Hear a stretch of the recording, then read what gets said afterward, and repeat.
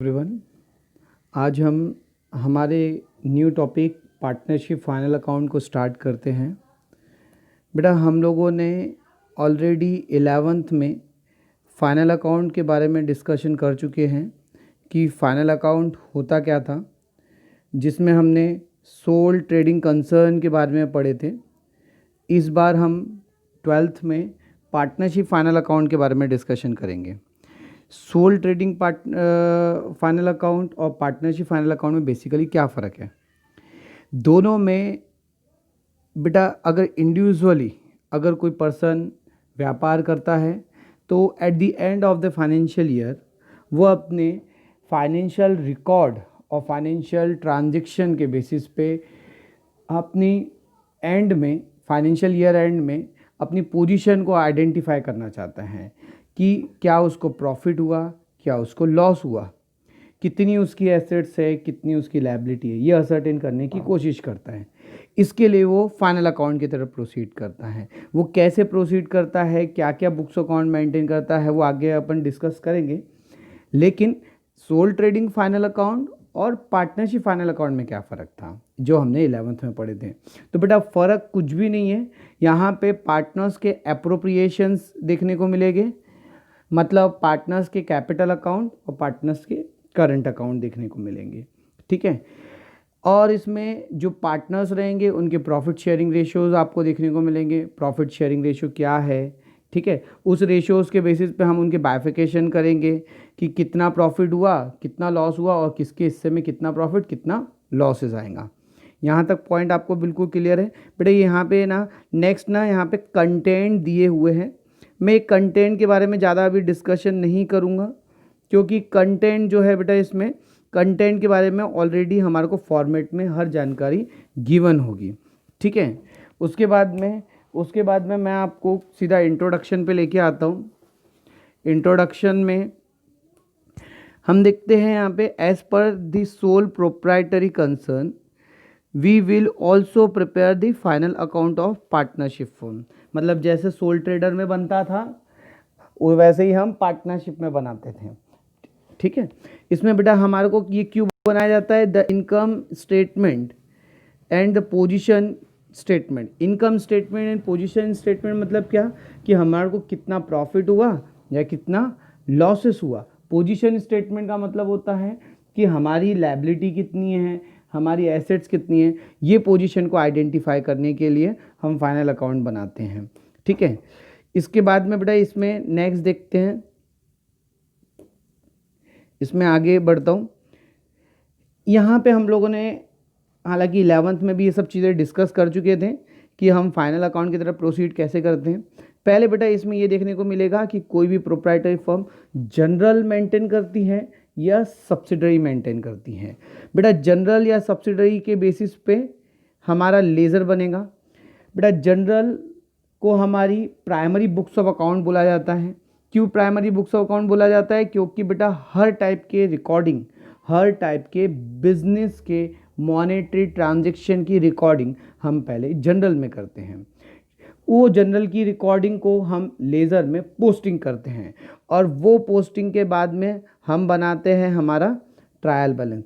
Basically trial balance बनाने के पीछे रीज़न था बेटा कि हमारे जो बिज़नेस के ट्रांजैक्शन हैं वो करेक्ट हमने रिकॉर्ड किए हैं या नहीं। अच्छा, कैसे पता चलेगा? तो बेटा इसके लिए ट्रायल बैलेंस के दो साइड होते हैं, डेबिट साइड और क्रेडिट साइड। ठीक है। डेबिट साइड में जो हमारी बिजनेस के एक्सपेंसेस होते हैं और जो हमारे बिजनेस के एसेट्स होते हैं। क्रेडिट साइड में क्या आता है बेटा, हमारी बिजनेस की इनकम आती है, हमारी बिजनेस की इनकम आएगी और हमारी बिजनेस की लायबिलिटी आएगी। हमारे बिजनेस की क्या आएगी, इसमें लायबिलिटी आएंगी, लायबिलिटी देखने को मिलेगी बेटा। ठीक है। अच्छा, अगर हमारे पास बिजनेस में हमने ये सब रिकॉर्डिंग कर ली है, तो अगर हमारे दोनों साइड के बैलेंसेस, डेबिट का बैलेंस और क्रेडिट का बैलेंस दोनों सिमिलर हो गया, तो ऐसी कंडीशन में हमारी बुक्स ऑफ अकाउंट बिल्कुल सही है। देन बेटा हम मूव ऑन करते हैं हमारे फाइनल अकाउंट की तरफ। ठीक है। फाइनल अकाउंट की तरफ हम मूव ऑन करते हैं। बेटा फाइनल अकाउंट किन किन चीज़ों में इन्वॉल्व रहता है? किन किन चीज़ों के ऊपर कैसे बना पाएंगे हम? ट्रेडिंग अकाउंट रहेगा बेटा, उसमें प्रॉफिट एंड लॉस अकाउंट रहेगा और बैलेंस शीट हमारे को देखने को मिलेगी। ठीक है, ये हमारे को दिया हुआ है। ठीक है, अब एक एक करके हम इनके फॉर्मेट के बारे में डिस्कशन करेंगे कि ट्रेडिंग अकाउंट क्या होता है, प्रॉफिट एंड लॉस अकाउंट क्या होता है। अच्छा, स्टार्टिंग से चालू करते बेटा, आप ट्रेडिंग अकाउंट से। ट्रेडिंग अकाउंट क्या होता है? देखिए बेटा, ये प्राइमरी जो चीज़ें हैं वो मैं जो अंडरलाइन करके दे रहा हूँ उस पर ध्यान दीजिएगा। Trading account is a nominal account. Nominal account क्यों बोला गया है बेटा? क्योंकि हमने 11th में गोल्डन रूल पढ़े हैं, debit all expenses and losses, credit all income and gain. तो बेटा ट्रेडिंग अकाउंट के डेबिट साइड में, ट्रेडिंग अकाउंट के डेबिट साइड पे हमारे को एक्सपेंसेस दिखेंगे और क्रेडिट साइड में हमारे को मिलेगी बेटा इनकम। बात समझ में है आपको? ये बनाने का इंटेंशन क्या होता है इसमें बेटा? बिजनेसमैन इसको बनाता क्यों है? क्योंकि उसको साल भर में हमारे को कितना प्रॉफिट हुआ या हमारे को लॉसेस देखने को मिले। ठीक है, और वो जो ग्रॉस प्रॉफिट और ग्रॉस लॉस होता है उसको वो प्रॉफिट एंड लॉस अकाउंट में ट्रांसफ़र कर देते हैं।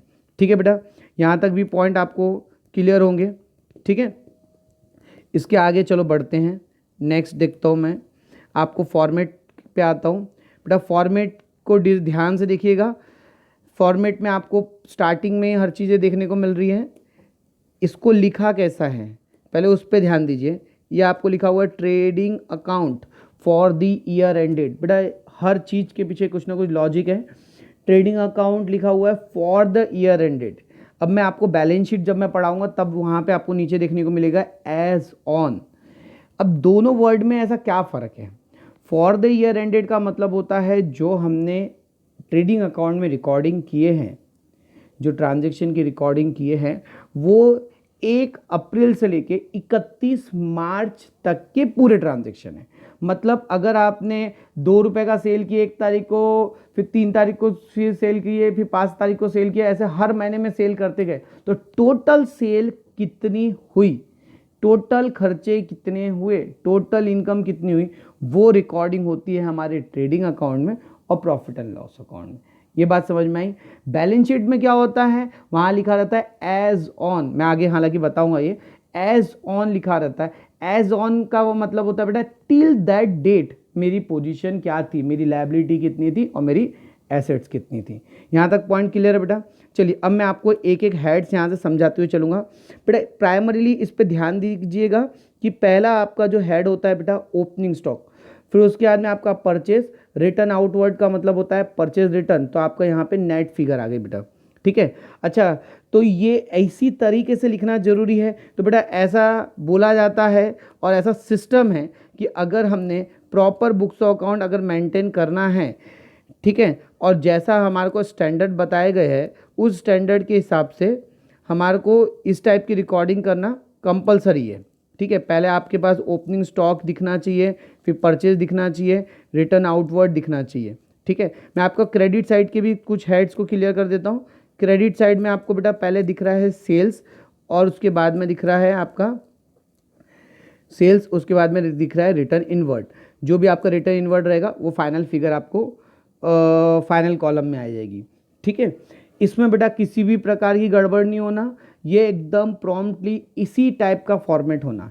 अच्छा, नीचे के जो भी हेड्स दिए गए हैं आपको, नीचे के जैसे कैरेज इनवर्ड से लेके आपको डेबिट साइड में लास्ट तक जितने भी हेड दिख रहे वो ऊपर नीचे हो जाएंगे, चल जाएगा, लेकिन जो हेड्स है that must be in that sequence.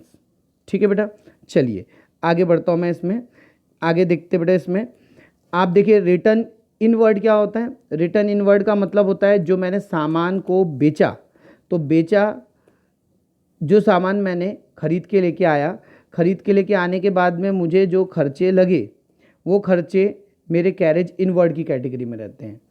देखो मैं आपको एक एग्जांपल से समझाता हूँ इसको। जैसे मेरा कोई सामान मैं नागपुर से बुलाता हूँ बेटा, नागपुर से बुलाता हूँ, मैं गोंदिया में डील कर रहा हूँ और मैं आम गाँव में माल बेचता हूँ।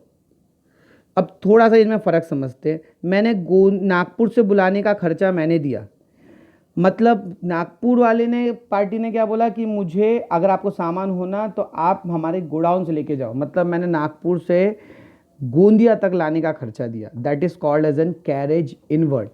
अब आमगांव में मैं माल बेचता हूँ तो आमगांव वाली पार्टी बोलती है अगर आपको माल बेचना है तो आप मेरे गोडाउन तक ला के छोड़ो, ठीक है। तो ऐसी कंडीशन में आमगांव की पार्टी को देने वाला कैरेज वो कहलाता है बेटा कैरेज आउटवर्ड, ठीक है। ये कैरेज आउटवर्ड आता है प्रॉफिट एंड लॉस के डेबिट में, ठीक है, प्रॉफिट एंड लॉस के डेबिट में आएगा बेटा वो, और आपका कैरेज इनवर्ड ट्रेडिंग अकाउंट के डेबिट में। थोड़ा एक एक करके बेटा मैं ये सब चीज़ें समझाते हुए क्लियर करते हुए चलूँगा, थोड़ा ध्यान दीजिएगा। नेक्स्ट है बेटा फ्रेट। फ्रेट आपका किराया लग गया, भाड़ा लग गया किसी चीज़ में। फिर उसके बाद में डॉक चार्जेस है, मतलब जो छोटे मोटे कार्टून्स होते हैं उनको भेजने के चार्जेस हो गए। कस्टम ड्यूटी क्या होती है? कस्टम का मतलब होता है बेटा अगर कोई गुड्स आपकी शिपिंग से आ रही है, शिपिंग की हेल्प से आ रही है तो आपको कस्टम ड्यूटी लगती है, ठीक है। अगर बेटा आपको इसमें इंपोर्ट ड्यूटी देता है, इंपोर्ट कराना मतलब अगर बाय एयर आएगा तो आपको इंपोर्ट ड्यूटी लगेगी। Wages and productive manufacturing wages, ठीक है बेटा। अगर आपको प्रोडक्ट, ये यहाँ लिखा हुआ है wages, productive and manufacturing wages मतलब सेम है। अच्छा इसमें एक और वर्ड बताता हूँ मैं आपको, अनप्रोडक्टिव वेजेस लिखा हुआ है तो प्रॉफिट एंड लॉस के डेबिट में जाएगा बेटा। वहाँ पे हेड हो या ना हो, कुछ कुछ नए नए हेड्स आ जाते हैं कभी कभार, वो कंफ्यूज करते हैं, तो ध्यान रखिए मैं एक एक चीज़ें बताते हुए चल रहा हूँ। अनप्रोडक्टिव जो होते हैं, अनप्रोडक्टिव वेजेस, ये प्रॉफिट एंड लॉस अकाउंट के डेबिट साइड में आएगा। फिर नेक्स्ट बेटा यहाँ पे wages and salary. Wages and salary कहाँ आएगा बेटा? Profit and loss trading account के डेबिट में। अगर यहाँ पे बेटा सैलरी एंड वेजेस होता है, सैलरी एंड वेजेस मतलब पहले आपको क्या लिखा हुआ है?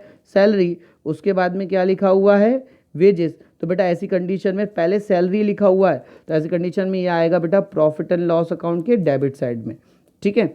एक एक हेड्स पे गौर कीजिएगा इस पे, ठीक है। नेक्स्ट आते बेटा इसमें इंपोर्ट ड्यूटी। मैंने आपको इससे पहले भी बताया था इंपोर्ट ड्यूटी। इंपोर्ट ड्यूटी जब आप एयर के थ्रू आउट गुड्स को बुलाते हैं तो आपको इंपोर्ट ड्यूटी लगती है इसमें। इंपोर्ट ड्यूटी बता दिया मैंने आपको, coal, gas, motive power, oils, grease, ये सब चीज़ें भी आपकी फैक्ट्री से रिलेटेड खर्चे बेटा, ये भी डायरेक्ट एक्सपेंडिचर में आएंगे। रॉयल्टी ऑन परचेज, वर्डिंग ध्यान से देखिएगा, royalty on purchase and production, ठीक है। मतलब आपने को रॉयल्टी दिए, कहीं प्रोडक्शन में पैसा का रॉयल्टी देना पड़ा, परचेज के समय देना पड़ा, ठीक है। तो ये आपके ट्रेडिंग अकाउंट के डेबिट में है। Primary packing charges, primary packing charges ये ट्रेडिंग के डेबिट में आएगा बेटा। सेकेंडरी पैकिंग चार्जेस, ये पैकिंग चार्जेस आपको प्रॉफिट एंड लॉस में मिलेगा। सेकेंडरी पैकिंग चार्जेस रहेगा तो प्रॉफिट एंड लॉस के डेबिट में आएगा। देन बेटा इसमें आपके पास फैक्ट्री की लाइटिंग, हीटिंग्स वगैरह के जो खर्चे रहेंगे वो आएंगे। फैक्ट्री रेंट्स, रेट्स देखने को मिला। फैक्ट्री इंश्योरेंस, देखिए ध्यान से यहाँ पे ये फैक्ट्री वर्ड लिखा हुआ, अगर यहाँ से फैक्ट्री हटा दूँ, रेंट एंड टैक्सेस लिखा हुआ है, रेंट्स एंड रेट्स लिखा हुआ है, ये प्रॉफिट एंड लॉस अकाउंट के डेबिट में आएगा। केवल इंश्योरेंस लिखा हुआ था प्रॉफिट एंड लॉस के डेबिट में। सबसे इंपॉर्टेंट हेड पे आता हूँ मैं बेटा इसमें, जो आपका वर्क्स मैनेजर सैलरी, ये सबसे ज़्यादा कंफ्यूज करता है बेटा, लेकिन ध्यान से समझिए वर्क्स मैनेजर सैलरी एक्चुअली में होता क्या है बेटा। फैक्ट्री में सुपरवाइज़र होते हैं जो फैक्ट्री में होने वाले प्रोडक्शन को हैंडल करते हैं, वॉच करते हैं, उनको हम पैसा दे रहे हैं, उनको हम सैलरी दे रहे हैं बेटा, लेकिन वर्किंग जो हो रही है वो फैक्ट्री में हो रही है, इसीलिए ट्रेडिंग अकाउंट के डेबिट साइड में आएगा। पॉइंट क्लियर हुआ ये वाला, ठीक है। अब मैं आपके आता हूँ बेटा क्रेडिट साइड में, ठीक है। क्रेडिट साइड में बेटा जो हमारे बिजनेस के लॉसेस हो गए या बिजनेस की जो हमारी इनकम हो गई, गुड्स लॉस्ट बाय फायर, या फिर कोई चोरी हो गया, या गुड डिस्ट्रीब्यूट कर दिया हमने फ्री सैंपल में, या हमारा एक्सीडेंट हो गया गुड्स का एक्सीडेंट हुआ, हमारा नहीं। देन बेटा कोई पार्टनर ने गुड्स का विड्रॉल करा लिए, वो भी हमारे ट्रेडिंग अकाउंट की क्रेडिट साइड में आएगा। क्लोजिंग स्टॉक, मैं आपको ओपनिंग स्टॉक और क्लोजिंग स्टॉक के बारे में और डिटेल में बताता हूँ कि बेसिकली ये दोनों में क्या फ़र्क था। इसमें हम लोगों ने ट्रेडिंग अकाउंट में ओपनिंग स्टॉक, ट्रेडिंग अकाउंट और प्रॉफिट एंड लॉस अकाउंट, इसको पहले क्लियर करते हैं बेटा। ये ओपनिंग स्टॉक और क्लोजिंग स्टॉक में क्या फ़र्क था? ओपनिंग स्टॉक का मतलब होता है बेटा अगर हमारा 1 अप्रैल को अगर हमने कोई वर्किंग स्टार्ट किए हैं, 1 अप्रैल को कोई वर्किंग हमने स्टार्ट किए और 31 मार्च को हमारी वर्किंग ख़त्म हुई। बेटा 1 अप्रैल को जो स्टॉक होगा that is called as an opening stock, और जो हमारा 31 मार्च को जो स्टॉक रहेगा दैट इज़ क्लोजिंग स्टॉक। ठीक है बेटा, अब इसमें आपको प्रॉफिट के बारे में समझना है कि हम प्रॉफिट का कैलकुलेशन कैसे करेंगे। ठीक है, मैं इसको आपको थोड़ा सा जूम आउट करके बताता हूँ, थोड़ा ध्यान दीजिएगा इस पर अच्छे से। बेटा अगर आपकी टोटल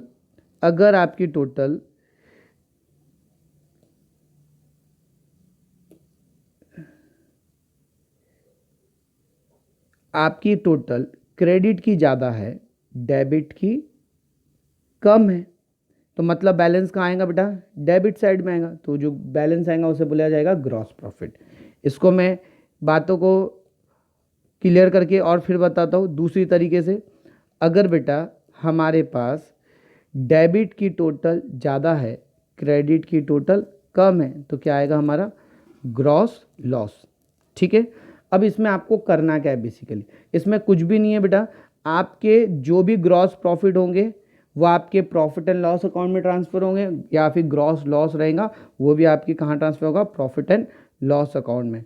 ठीक है बेटा, यहाँ मैंने आज के दिन आपको इसके ट्रेडिंग अकाउंट को समझा के दिया। बेटा नेक्स्ट लेक्चर में हम इसके प्रॉफिट एंड लॉस अकाउंट को समझेंगे। ठीक है, बिल्कुल हम डिटेल में एक करके डिस्कस करेंगे। मैंने बेटा लिंक में आपको अपना मोबाइल नंबर और ईमेल आईडी दिया हूँ, आपको किसी भी प्रकार की क्यूरीज है तो आप मेरे से कांटेक्ट कर सकते हैं। बेटा नेक्स्ट लेक्चर में हम इसमें प्रॉफिट एंड लॉस अकाउंट को डिस्कस करते हैं। Thank you very much.